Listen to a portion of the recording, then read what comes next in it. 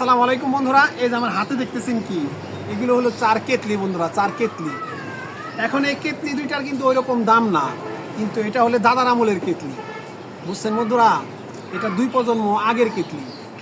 এখন কিন্তু এই কেতলি দুইটা ইচ্ছা করলে বিক্রি করে দেওয়া যাইতো, কিন্তু এটা বিক্রি করে না। এটা একজনের হাতের ছোঁয়া, এটা একজনের হাতের ছোঁয়া। দেখেন এখনো কিন্তু অক্ষত আছে, কিন্তু ময়লা অবস্থায় আছে। আজকে একটু নাড়াচাড়া দিয়ে মানে ধুয়ে রাখবো আর একটু নতুন করে, কারণ এটা কিন্তু দাদার আমলের কেতলি, দাদার হাতের। এই জন্য কেতলিটা একটু যত্ন সহকারে রাখবো, কারণ যে কোনো একটা হাতের জিনিস সেটা কিন্তু কম মূল্য হোক বন্ধুরা, কিন্তু তার কাছে দামি, কারণ এটা মানে আদি প্রজন্মের একটা ছোঁয়া, বুঝছেন বন্ধুরা। এরকম কিন্তু সবার বাড়িতেই আছে, কারো দাদার তাওল তৈজসপত্র কিন্তু বন্ধুরা আছে।